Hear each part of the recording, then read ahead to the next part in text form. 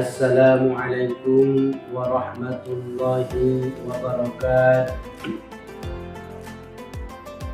Alhamdulillahil badil hadi ila bayani mahya'ir rasyad. Amadda arbaban nuha wa rasama syamsal bayani fi suduril ulama. Ashhadu an la ilaha illallah wahdahu la syarika lah. Wa ashhadu anna Muhammadan abduhu wa rasuluhu alladzi la nabiyya ba'dahu. Qala Allahu ta'ala fil Qur'anil Karim. Bismillahirrahmanirrahim. Innal abrara yashrabuna min ka'sin kana mizajuha kafura. Wa qala nabiyyuna Muhammad sallallahu alaihi wasallam fi kitabil hadits. Ar-rahimuna yarhamuhumur rahman, irhamu man fil ardi wa yarhamukum man fis sama. Pertama sekali, marilah sama-sama kita aturkan puji dan syukur kepada Allah Subhanahu wa taala yang senantiasa masih memberikan kepada kita limpahan rahmat dan karunia sehingga kita masih melaksanakan ibadah puasa. Seterusnya, salawat dan salam kepada baginda Rasulullah sallallahu alaihi wasallam. Dialah junjungan alam, yakni Habibullah, kekasih Allah, Muhammad bin Abdullah. Marilah sama-sama kita mengucapkan sepotong doa, mudah-mudahan disampaikan Allah kepada Nabi kita yang berlafazkan Allahumma salli wa sallim wa barik ala nabiyyina Muhammad wa ala alihi wa sahbihi ajma'in. Sidang pendengar rahimakumullah. Pada kesempatan kali ini judul kita adalah peduli terhadap anak yatim. Pertanyaannya adalah, siapa itu anak yatim? Anak yatim itu adalah seorang anak yang sudah ditinggalkan oleh ayah. Artinya bukan ditinggalkan karena pergi dari rumah, bukan ditinggalkan karena dia punya istri yang lain, akan tetapi ditinggalkan karena meninggal dunia. Maka anak tersebut disebut dengan anak yatim.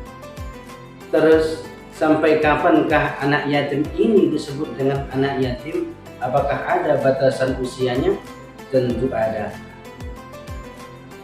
Batasannya adalah sampai ia balik. Kalau dia sudah balik, tentunya dia tidak disebut lagi dengan anak yatim. Banyak dari orang tua kita, dari teman-teman ibu kita, ataupun tetangga-tetangga kita yang sudah tidak mempunyai ayah, bahkan ibu juga tidak ada, namun mereka tidak bisa disebut lagi dengan anak yatim. Kenapa? Karena usianya sudah melampaui dan balik. Bapak dan ibu jemaah sidang pendengar rahimakumullah. Allah mengatakan dalam surah Al-Ma'un ayat yang kedua, Bismillahirrahmanirrahim. Fazalikal ladzi yad'ul yatim. Maka itulah orang-orang, janganlah kamu menghardik anak yatim. Bapak dan ibu yang dirahmati Allah, seperti apakah peduli kita terhadap anak yatim yang ada di rumah kita? Bahkan setiap masjid dan mushola yang ada di sekitar kita, jika ada sholat berjamaah ataupun kotak-kotak amal yang ada di dalam masjid, pasti ada di situ anak yatim. Kapan itu dibagikan? Tentunya seperti saat-saat sekarang menjelang lebaran nanti akan dibagikan. Bapak dan ibu yang dirahmati Allah Subhanahu wa taala, ada beberapa manfaat yang kita peroleh jika kita peduli kepada anak yatim. Yang pertama adalah mendapat ketenangan di surga.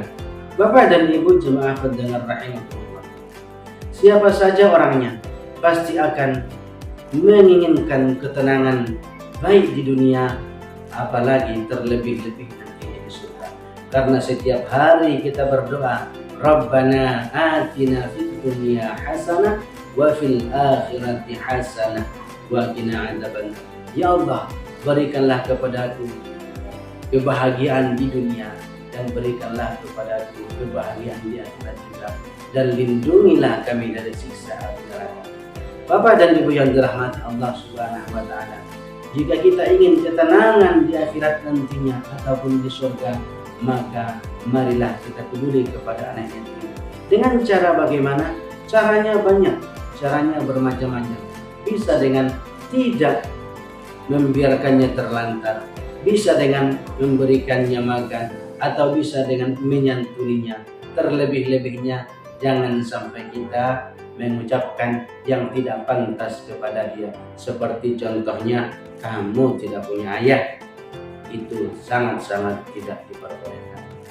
Kaum muslimin sedang pendengar rahimakumullah, seperti apa sih kebahagiaan yang dijanjikan Allah kepada orang yang peduli kepada anak yatim?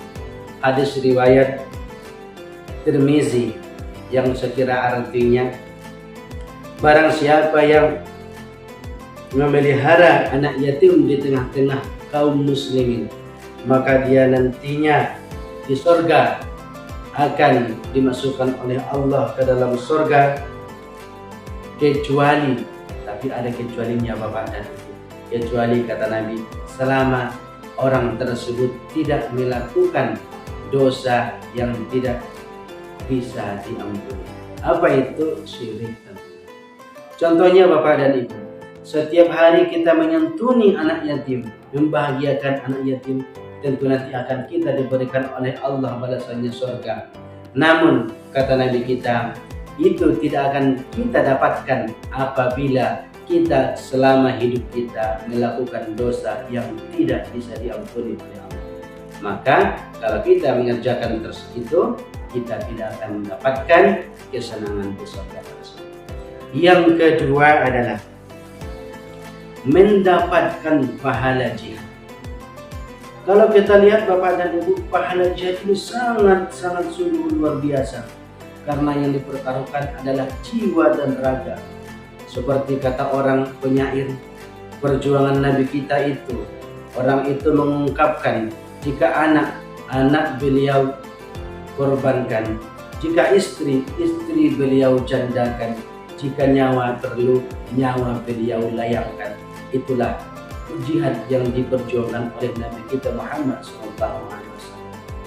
Pahala yang seperti inilah nantinya yang akan kita dapatkan apabila kita peduli terhadap anak yatim. Hadis Nabi mengatakan, barang siapa yang mengasuh anak yatim seperti orang puasa, ya, seperti bagaikan pahala yang didapatkan bagaikan puasa di siang hari, dan di malam harinya mendirikan sholat, dan di waktu siangnya itu dia pergi berjihad di jalan Allah. Itulah pahala yang akan diberikan kepada orang yang menyantuni anak yatim ataupun yang peduli terhadap anak yatim, yang berpuasa setiap hari, malamnya beribadah, dan setiap siangnya dia pergi membawa pedang atau senjata untuk memperjuangkan agama Allah atau jihad. 3 dibanding 1 yang kita lakukan dalam kehidupan dunia, apa? Menyantuni anak yatim, peduli terhadap anak yatim. 3 pahala langsung kita dapatkan. Bapak dan Ibu yang dirahmati Allah Subhanahu wa Ta'ala, kalau dikasih pilihan, kita pilih yang mana? Yang 1 atau yang 3? Kalau kita akal sehat Bapak dan Ibu, tentunya kita milih yang 1, ya, karena 1 kita kerjakan sudah dapat 3, daripada kita mengerjakan 3 dapat 1. Kaum muslimin yang dirahmati Allah Subhanahu wa Ta'ala, dan yang terakhir adalah yang ketiga yang kita dapatkan nantinya apabila kita peduli terhadap anak yatim selama kita hidup di dunia adalah mendapatkan predikat abrar. Apa itu abrar? Predikat melakukan perbuatan amal soleh. Bapak dan Ibu yang dirahmati Allah Subhanahu wa Ta'ala, di dalam Al-Quran disebutkan perbuatan abrar itu adalah di dalam surat Al-Insan ayat yang ke-5 sampai yang ke-6 yang berbunyi, Bismillahirrahmanirrahim. Innal abrara yasrabuna min ka'sin kana mizajuha kafura. Yang artinya adalah sungguh orang-orang yang berbuat kebajikan akan minum dari gelas berisi minuman yang campurannya adalah air kafur. Jadi Bapak dan Ibu, yang abrar itu maksudnya nanti kita di dalam surga ataupun di akhirat akan meminum minuman yang bercampur air kapur. Jangan kita berpikir air kapurnya air kapur barus, jangan air jeruk, itu beda. Yang ini yang dimaksud air kapur adalah seperti yang dalam tafsir Al-Quran disebutkan, air kapur itu adalah nama suatu mata air di surga yang airnya putih dan baunya sedap serta enak sekali rasanya. Itu kapur yang dimasukkan dalam ayat, bukan air kapur barus, bukan air jeruk atau air sabun yang lainnya. Namun air kapur itu satu mata air yang ada di surga, airnya itu jernih dan apabila siapa yang meminumnya akan merasa enak. Berarti tidak jauh bedanya dengan telaga Nabi kita Nabi Muhammad, yaitu telaga Kausar. Bapak dan Ibu yang dirahmati Allah Subhanahu wa taala. Dari ketiga manfaat yang kita dapatkan setelah kita peduli kepada anak yatim, bagaimanakah kira-kira perasaan kita? Apakah kita ingin mengerjakannya atau hanya mengabaikannya? Maka dari itu Bapak dan Ibu, selagi kita masih diberikan umur yang panjang, badan yang sehat, harta yang masih ada, marilah sama-sama kita peduli terhadap anak yatim yang ada di sekeliling kita. Kalau jawaban, Pak Ustadz, tidak ada di sekeliling saya, cari ke tempat yang lain. Bapak dan Ibu yang dirahmati Allah Subhanahu wa taala, mungkin cukup sekianlah tausiah ataupun kajian kita pada hari yang berbahagia ini. Mudah-mudahan ada manfaatnya bagi kita semua, terutama bagi kami yang menyampaikan. Wabillahi taufiq wal hidayah wal inayah. Wassalamualaikum warahmatullahi wabarakatuh.